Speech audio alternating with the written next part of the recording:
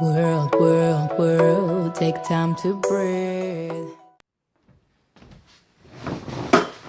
Hello.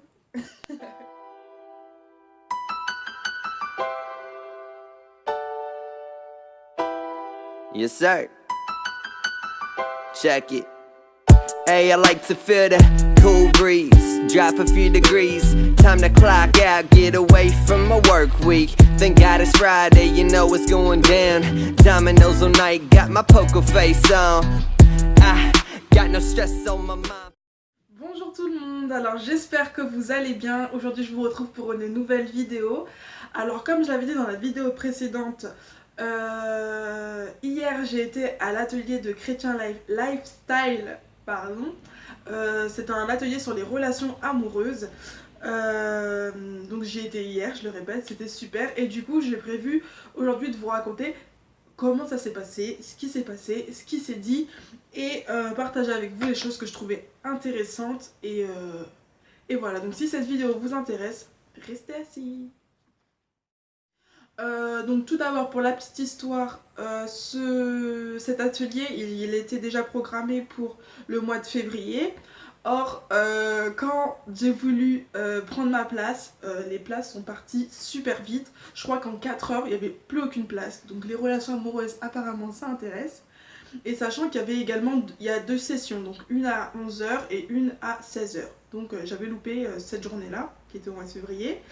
Et un peu plus tard, ils ont remis une date pour le mois de mars et là je me suis dit je vais avoir ma place et grâce à Dieu je l'ai eu. Et du coup j'ai pris avec Mimolette la séance de 11 h. Donc il faut savoir que l'atelier il dure 4 heures. 4 heures qui apparaissent comme 1 heure. Voilà, on est arrivé, on a fait connaissance avec la créatrice du magazine qui est super sympa. Donc ensuite ce qu'on a fait c'est qu'on a fait un tour de table. On était je crois une dizaine à peu près, donc on s'est présenté, on a donné notre âge, notre prénom, ce qu'on faisait dans la vie et ce qu'on attendait de cet atelier. Moi pour ma part j'attendais des questions mais je connaissais pas, enfin j'attendais des réponses à mes questions mais je connaissais pas moi-même les questions. Tu vois c'est un peu bizarre mais j'avais envie d'avoir des réponses, donc voilà. Donc dans un premier temps on a eu un petit quiz pour connaître un peu nos connaissances bibliques, à savoir que j'étais une quiche et bien sûr mon équipe a perdu. On était les derniers donc voilà. C'était des quiz qui nous amenaient à deviner des femmes de la Bible. Voilà, donc super nul, j'étais super nulle. Et après, deuxième activité, ce qu'on a fait, c'est que on devait donner tous les défauts de notre ex. Voilà. Donc ça a été une partie plus ou moins émouvante parce que pour certaines personnes, elles se sont replongées dans des souvenirs assez douloureux. Donc voilà, je me suis rendu compte qu'on avait trouvé beaucoup de défauts de nos ex en tout cas. Et donc après ça, on devait également... comment dire ça? Comment c'était? On devait également expliquer qu'est-ce que notre ex aurait... Qu'est-ce que notre ex nous reprochait ou nous reprocherait. En gros, s'il était là à notre place hier, qu'est-ce qu'il aurait dit comme défaut de notre part. Voilà. Donc voilà, moi j'ai donné les miens, je pensais que c'était ça. Et après de ça, en fait, on nous a donné les 10 clés importantes à observer. Donc c'est les 10 clés que je vais partager avec vous. Parce que en fait, au final, quand tu regardes ça, tu te dis que c'est vraiment les clés indispensables limite. Quand tu rencontres quelqu'un et tu te dis que s'il y a des trucs qui passent pas dedans, tu vois, ça va être compliqué. Donc bref, je commence. Donc le premier point, c'est il faut que la personne ce soit un disciple. Et pas seulement un chrétien, parce que chrétien, il y a plein de monde qui se dit chrétien et ils sont pas tellement chrétiens. Donc c'est vraiment disciple, connaître sa doctrine, vraiment ses croyances et tout ça.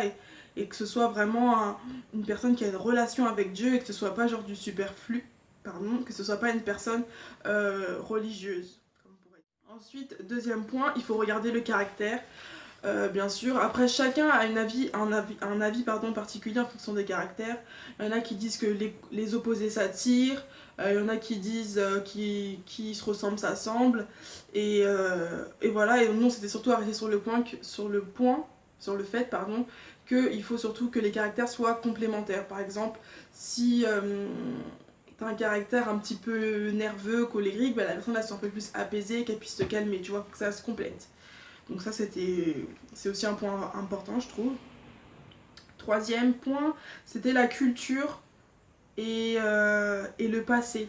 Donc savoir est-ce que tu accepterais la culture de telle personne, est-ce que tu accepterais les coutumes, est-ce que tu accepterais également le passé de la personne et tout ça, parce que on disait que c'est très compliqué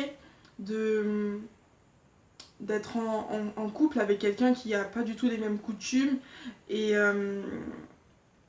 après ça peut poser des problèmes aussi sur l'éducation et tout ça. Donc c'est vraiment des points importants, des points à regarder, à observer et à faire attention. Ensuite, en quatrième point, il y avait irresponsable. Donc il ne faut pas que la personne soit irresponsable, il faut qu'elle soit responsable, dans le sens où il faut qu'elle ait une certaine stabilité, il faut qu'elle ait des objectifs de carrière, des objectifs de travail, que ce soit à long ou à long terme. Et ça c'est utile pour le futur en fait, dans le sens où si cette personne elle a des objectifs comme, je sais pas, créer un orphelinat dans tel pays ou je sais pas quoi, ou faire le tour du monde, ou voilà, bah, il faut que ce soit en accord avec vous, avec ce que vous voulez aussi, parce que bah, du coup c'est vrai que si la personne doit partir pour aller travailler dans un autre endroit et que pour vous c'est mort, vous n'allez pas quitter votre pays, et bah ça peut poser un problème et ça peut mettre fin à une relation. Donc vaut mieux regarder ça avant, et ça tu le sais en discutant avec la personne. Donc voilà.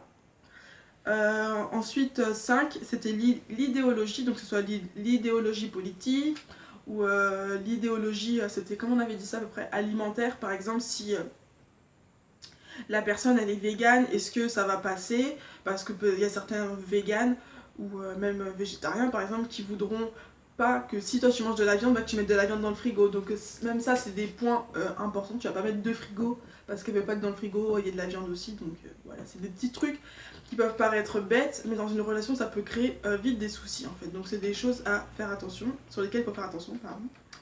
Ensuite 6, c'était le désaccord familial.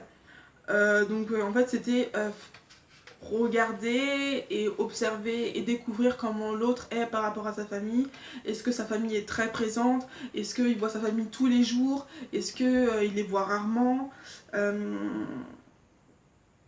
Voilà, parce qu'au final, comme on dit souvent, quand t'épouses une personne, t'épouses la famille qui va avec. Donc c'est des trucs à observer. En fait, si tu vois que la belle-mère elle va se pointer à 6h sans prévenir personne, tu vois, c'est bien que tu le saches avant, et que tu vois si ce genre de truc là ça va te déranger ou ça va pas te déranger. Voilà. Numéro 7, ministère, appel à la mission. Oui, c'était ça. Bah voilà, tout le monde a une mission sur Terre, et il faut voir si vos missions entre guillemets sont compatibles, parce que c'est vrai qu'une fois que tu t'engages dans une relation, si vous avez des missions qui sont pas compatibles, et bah ça pose problème.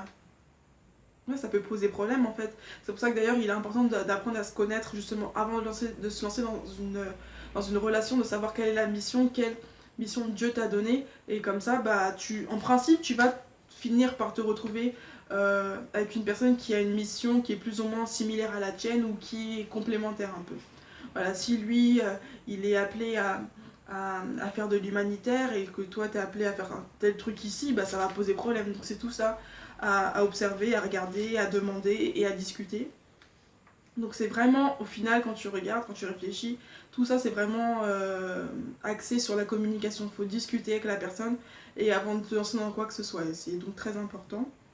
Ensuite, 8e point, qui est un point quand même important, c'est le physique.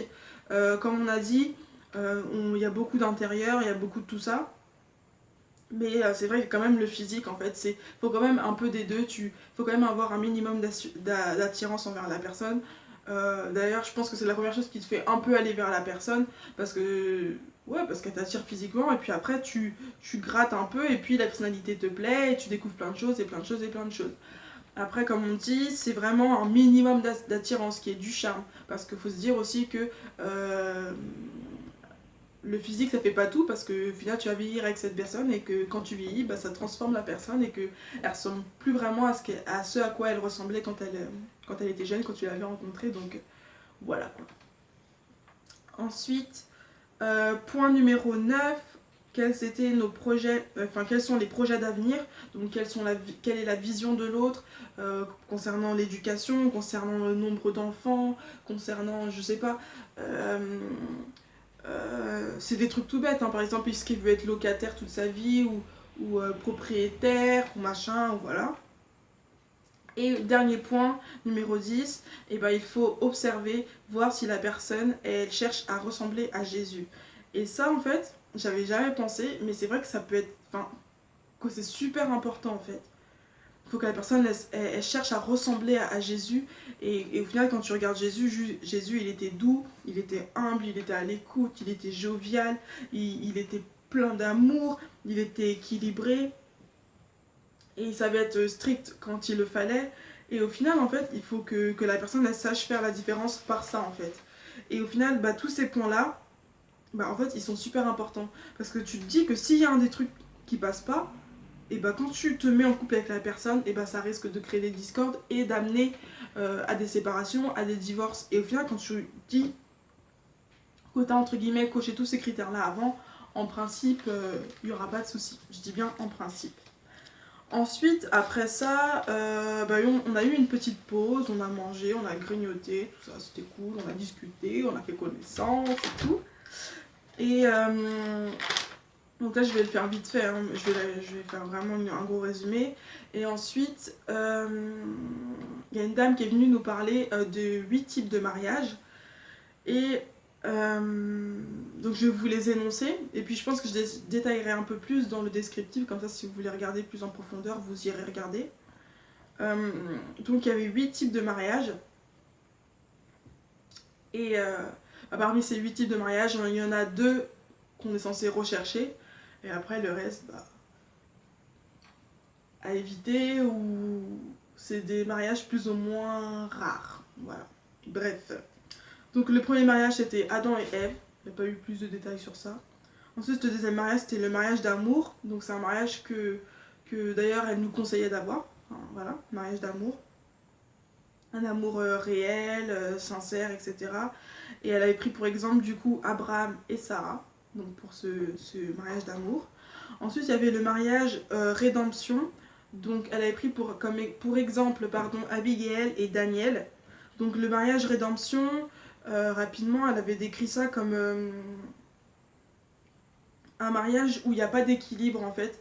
Un mariage où au final Dieu demande à ce que tu te maries avec cette personne pour le salut de cette personne en fait. Pour la sauver au final, ouais, pour le salut de cette personne.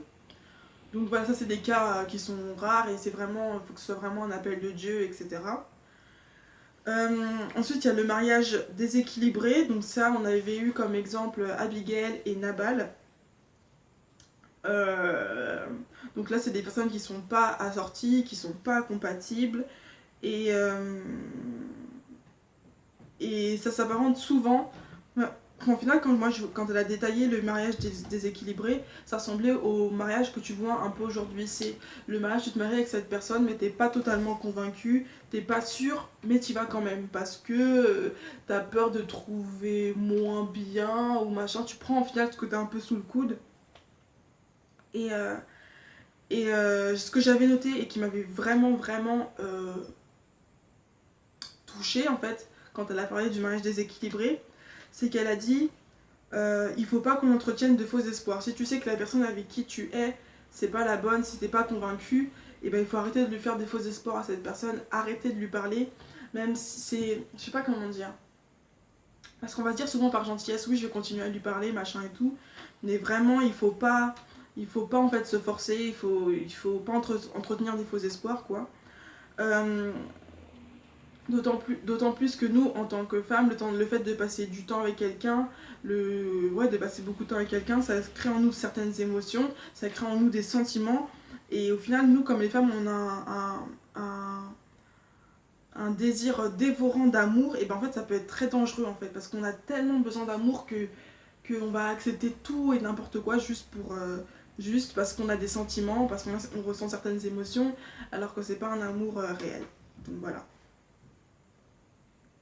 Et le conseil qu'elle avait donné, que je vous donne aussi avant de passer à l'autre type de mariage, c'est ne laisse pas tous les hommes te parler, parce qu'aussi nous les femmes on est très sensibles aux paroles, donc il faut aussi qu'on se protège par rapport à ça. Voilà. Ensuite, autre mariage, c'était le mariage forcé. Donc pour exemple, elle avait mis Jacob et Léa. Ensuite, c'était le mariage mission, donc il y avait Osée et Gomer. Donc ça encore, c'est un mariage particulier, c'est souvent pour sauver une âme. Voilà.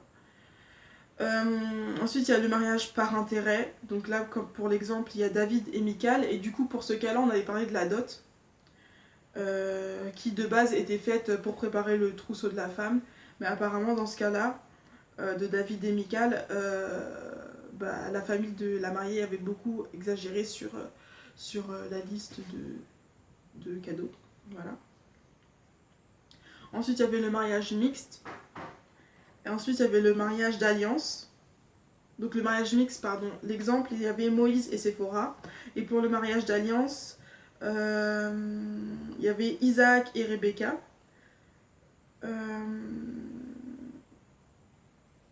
Et voilà, donc c'était les types de mariage qu'elle nous avait présentés. Et donc elle nous conseille à tous, et elle espère tous, pour nous tous, pardon,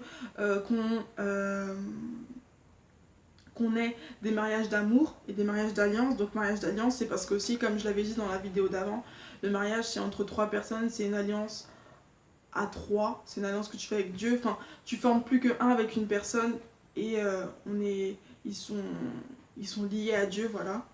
Et après le reste, comme j'ai dit, c'est des cas un peu particuliers, et c'est des cas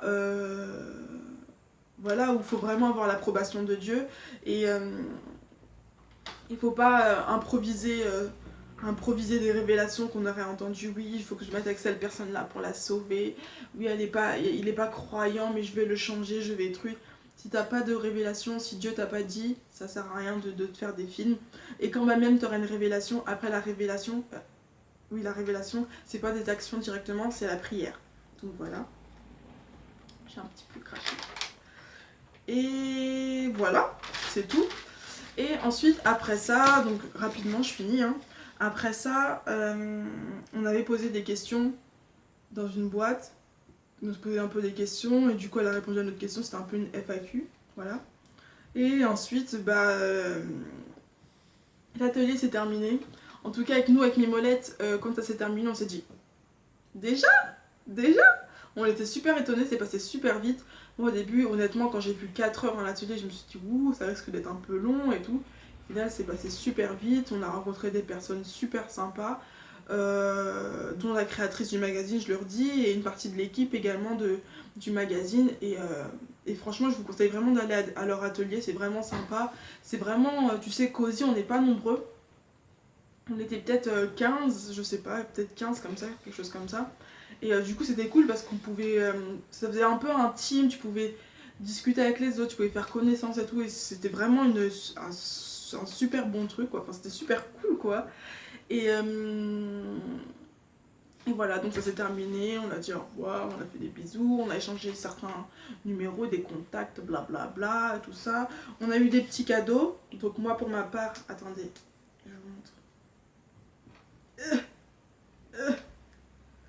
Donc pour ma part, j'ai eu ce bracelet là, Jesus Love You, en violet, donc il y avait plusieurs couleurs, on choisissait. C'était un petit cadeau, c'était sympa. Et avec ça, on a eu un stickers à coller sur le mur de la maison, chez soi. Donc c'est super cool ça. Du coup, j'avais envie de le mettre dans ma chambre déjà, mais je me dis bon, est-ce que je le mets dans ma chambre ou est-ce que j'attends d'avoir, tu vois, mon chez moi et voilà, je sais pas. Donc voilà, en tout cas, c'était une vidéo un peu blabla où je vous racontais cet atelier parce que je pense que, comme je vous ai dit, les 10 points, ils sont super importants. Et si tu es dans une relation, regarde et réfléchis et coche ces petits points. Et si tu vois qu'il manque pas mal de trucs, pose-toi des questions sur la relation que tu as actuellement, dans laquelle tu es. Et pour éviter que ça se termine mal par des séparations ou par des divorces si c'est trop tard et que tu es déjà lancé dans le mariage, même si voilà. Donc voilà, si cette vidéo t'a plu, n'hésite pas à mettre un pouce en l'air, un pouce bleu comme on dit, n'hésite pas aussi également à commenter et partager la vidéo. Voilà, je te fais des gros bisous et je te dis à bientôt, que Dieu te bénisse. Ow. World, world, world, take time to breathe.